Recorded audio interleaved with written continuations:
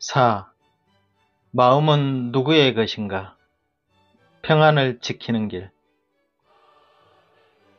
헛되고 헛된 허무의 마음과 죄로 더럽혀진 마음은 믿음을 통해 주님의 보혈로 깨끗해졌다는 판결을 하나님으로부터 받았다. 나는 죄를 통감하고 회개의 마음과 함께 주님을 영접함으로 새 신자가 되었다. 세례까지 받아 하나님의 뜻대로 살기로 했다. 그렇다면 이제 내 마음은 하나님께로 열려 있을 것이다. 그리고 내게 임하신 성령님이 내 안에 거주하시게 되면서 마음도 역시 전과 다른 반응을 보일 것이다. 세상에 대한 욕심이 사라지고 하나님을 찬양하는 기쁨과 은혜로운 감사에 주님을 위해 헌신하고픈 마음도 발동한다. 그런 마음의 평안은 하나님께서 주신 것으로 나와 하나님 사이에 막혔던 죄가 허물어지면서 회복한 것이다. 그러나 그 평안은 내가 어떻게 하느냐에 따라 계속 지속되기도 하고 깨지기도 한다. 나를 의롭다고 칭하신 하나님의 의를 믿음으로 내 마음에도 밝음이 찾아오고 기쁨의 찬송과 마음마저 깨끗해진 느낌이 든다. 이 기쁨을 계속 유지하는 데에는 마음을 어둡게 하는 일을 하지 않아야 한다는 것은 당연하다. 그러므로 성경 요한복음 5장 5절부터 15절에는 38년 된 병자가 등장한다. 예수께서 그 누운 것을 보시고 병이 벌써 오랜 줄 아시고 이르시되 내가 낫고자 하느냐? 병자가 대답하되 주여 물이 동할 때 나를 못에 넣어줄 사람이 없어 내가 가는 동안에 다른 사람이 먼저 내려가나이다. 예수께서 가라사대 일어나 내 자리를 들고 걸어가라 하시니 그 사람이 곧 나아서 자리를 들고 걸어가게 되었다. 그 후에 예수께서 성전에서 그 사람을 만나 이르시되 보라 내가 나았으니 더 심한 것이 생기지 않게 다시는 죄를 범치 말라 하셨다. 예수님은 병들어 누운 자를 고치시고 죄를 범치 말라고 당부하신다. 또 요한복음 8장 1절부터 11절에는 간음 중에 잡힌 여인을 모여있는 자들이 돌로 치려고 할 때 죄 있는 자가 먼저 돌로 치라 라고 하여 자신들의 죄를 깨닫게 하신 뒤 예수께서 일어나사 여자 외에 아무도 없는 것을 보시고 이르시되 여자여 너를 고소하던 그들이 어디 있느냐? 너를 정죄한 자가 없느냐? 대답하되 주여 없나이다.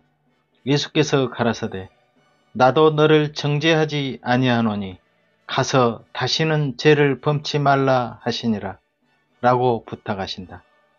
각종 병을 치유받았던 사람들의 표상은 죄 있던 우리들의 그림자로서 고침 즉 죄사함을 받았다면 다시는 죄를 범치 말아야 함을 부탁하신 것이다. 우리는 이제껏 살아온 모든 죄를 다 용서받는 믿음을 가지게 되는데 이는 실제 감옥에 갇혀있던 우리가 의로움의 판결을 받고 풀려난 사람과 같은 이치다. 그러므로 이제 새롭게 시작할 수 있는 날들이 전개되었다. 그런데 또다시 내 마음을 어지럽히는 죄를 범하게 되면 또다시 감옥에 갇힐지 모른다는 불안과 공포에 사로잡히게 된다. 그래서 예수님은 죄인을 용서해 주신 다음에 다시는 범죄치 말라고 부탁하신다. 이는 항상 깨끗한 마음을 유지하기를 바라시는 하나님의 뜻이다. 첫째, 마음의 평안을 얻기 위해서는 죄와 멀어져야 마음이 밝아져 기쁨을 유지할 수 있다. 우리가 죄에 대한 응당한 대가를 재판을 통해 받듯이 마음의 판결이 드러날 것에 대한 두려움이 나를 지배하면 이는 당연히 평안을 빼앗기게 된다. 단지 판결을 받지 않았을 뿐이지 언제 그 심판을 받을지 모른다는 불안이 뒤따른다는 말이다. 그래서 예수의 제자 요한은 자신이 서신을 쓰는 목적에 대해 이것을 너희에게 쓰면 너희로 죄를 범치 않게 하려 함이라 라고 밝히고 있다. 그런데 우리는 믿고 난 후 하나님 말씀대로 살아야 되겠다고 다짐하지만 막상 실생활에서는 지켜지기가 쉽지 않다는 것을 차츰 알게 된다.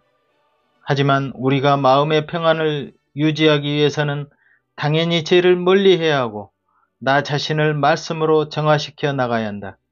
이는 내 모든 죄를 용서해 주신 하나님께 감사하는 마음에서 우러나는 진정한 순종이다. 이 순종이 실생활에서 유지되면 될수록 나와 하나님 사이는 깊어지며 기쁨 또한 배가 될 수 있는 시간도 주어진다. 그렇다면 육신과 함께 붙어 살다시피 했던 나의 마음에도 성령님이 함께 하심으로 하여 이제 육신의 즐거움보다 하나님께로 향하는 마음으로 차츰 기울어지게 된다. 그런데 여기서 또 죄에 물들게 되면 하나님과의 관계는 멀어지고 다시 어두움이 마음을 차지하게 된다. 그럴 때마다 자신을 돌이켜 잘못을 용서받겠지만 이런 반복을 통해 하나님과의 관계에서 육신을 위해 사는 죄는 역시 하나님께서 싫어하시는 일임을 더 깊게 느껴갈 것이다. 아니, 내 마음이 평안하기 위해서라도 죄를 범치 말아야 한다는 것은 자명한 사실이다. 우리 마음은 거울과 같아서 깨끗이 닦여 있으면 밝은 세상을 맞게 될 것이고 지저분하고 더러우면 세상이 어두워 불안이 엄습한다. 우리에게 주신 마음의 평안은 언제나 내가 깨는 격이다. 하나님의 영은 우리 안에서 언제나 맑고 깨끗하게 비추시며 나를 인도하신다. 그러나 빛나는 태양을 가로막는 먹구름이 생기듯 내게서 항시 먹구름을 낼 뿐이다. 세상과 가까워지고 하나님 말씀에서 멀어지면 역시 내 마음에 먹구름이 생길 수밖에 없다. 이 먹구름을 제거하면 바로 밝은 햇살은 여전히 나를 비추고 있다. 모든 사람은 하나님의 심판대에 서게 될 것이다. 단지 그리스도인은 나의 대언자 그리스도 예수 때문에 심판은 면하지만 상벌이 주어진다. 그러므로 지금 살아가는 생활로 심판대에서 상급의 차별도 받는다. 꼭 하늘의 상급을 위해서가 아니라 우리가 믿고 난 후에도 잘못 살아가면 어둠에 거하게 되는 것은 누구에게나 미치는 죄에 따른 법칙이다. 그래서 빨리 돌이켜 회개하지 않으면 마음은 파도처럼 경량에 휘말리게 된다.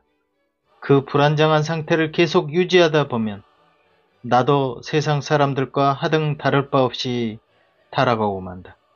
이런 일들이 반복되면 하나님의 자녀라면 분명 징계가 따른다. 그래서 내게 주어진 성령을 실망하게 해서는 안 된다. 그래서 성경은 성령을 거슬리거나 성령을 속이거나 성령을 근심하게 하거나 성령을 욕되게 하거나 성령을 거역하거나 성령을 해방하거나 성령을 소멸치 말라고 당부하신다. 성령의 거룩함과 깨끗함을 그대로 유지하기 위해서는 세상과 죄에서 멀어져야 한다. 이는 누구든 선악에 따른 보응을 받기 때문이다. 욕심으로 죄를 짓게 되면 적발되어 경찰에 넘겨져 즉심이 없다 뿐이지 실은 마음에 불안이 싹튼다. 그것이 양심이 밝아질수록 또 하나님 말씀을 가까이 할수록 아무리 사소한 것이라도 그에게는 엄청나게 큰 압박감으로 다가올 수 있다. 실제 죄뿐 아니라 마음의 죄도 상갈수록 나의 마음은 하나님과 더 가까이 갈 수 있으며 평온을 유지할 수 있다. 우리는 하나님으로부터 의롭다함을 받았다. 내 마음이 어떠하든 하나님은 의롭다고 칭하신 것이다. 그것을 내 마음에 받아들임으로 내가 깨끗해졌다고 믿는 것이 바로 믿음이다. 우리는 실제 무엇으로 사는가? 현재 나타난 세계가 어떠하든 그것을 받아들이는 마음으로 산다고 전에도 강조했다. 현재 벌어진 일을 어떻게 마음으로 받아들이냐에 따라 내 생각이 정립되고 행동으로 나타난다. 깨끗해졌다는 믿음이 생기면 내 마음 역시 깨끗한 상태를 유지할 수 있다.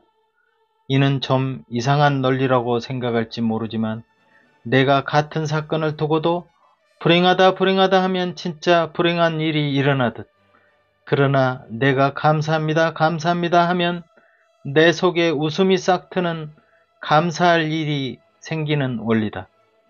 이는 내 마음의 작용이 현실로 나타나고 있다는 증거다. 그렇다면 어두운 마음과 감사한 마음은 어떻게 나타날까?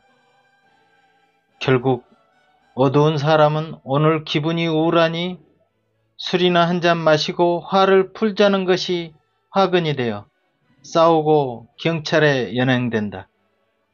어두운 마음을 먹은 결과다. 그러나 하나님을 믿고 감사한 사람은 예전에 내가 아님에 천만다행이다 싶어 기도에 힘쓰고 믿는 자들과 교제를 나누며 안온하게 보낸다. 그러면 좋은 소식까지 전해진다. 마음을 어떻게 가지느냐에 따라 결과가 나타난다. 그러므로 은혜를 감사히 받아들인 믿음은 근심도 없을 수 있다. 이는 믿음의 분량에 따라 근심을 없애는데도 격차가 나는 것 같다. 그래서 믿음이 적은 자들아 라고 예수님은 책망하신다. 믿음이 크고 적을 수 있는 것인가? 당연히 그 크기가 있다고 성경은 말한다. 아예 믿음이 없는 사람도 있다. 여기서 믿음이란 나의 주관 대신 하나님을 바라보는 믿음을 말하는 것이리라.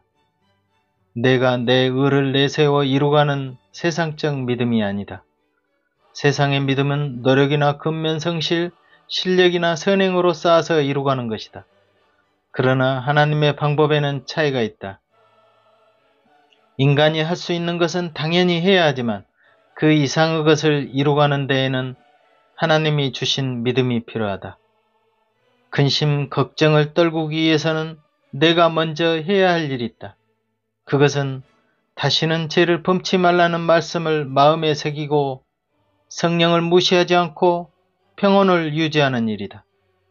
우리는 말씀을 자연스럽게 따라 나설 때 나머지 근심 걱정 없는 마음의 축복도 주어진다. 야고보서 4장 7절부터 10절. 그런즉 너희는 하나님께 순복할지어다. 마귀를 대적하라. 그리하면 너희를 피하리라. 하나님을 가까이 하라. 그리하면 너희를 가까이 하시리라. 죄인들아 손을 깨끗이 하라. 두 마음을 품은 자들아 마음을 성결케 하라. 슬퍼하며 애통하며 울지어다.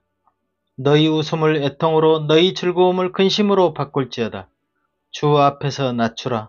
그리하면 주께서 너희를 높이시리라. 우리는 참되지 않는 행동으로 얼마나 많은 사람을 실족시키는가. 우리는 얼마나 많은 말로 남들에게 살인의 칼날을 들이대는가. 우리는 자존심을 조금만 건드려도 얼마나 많은 분노에 휩싸이는가. 세상적 유혹에 우리는 얼마나 쉽게 물들어 버리는가. 돌이켜 마음의 평화를 위해 함께 기도할 일이다.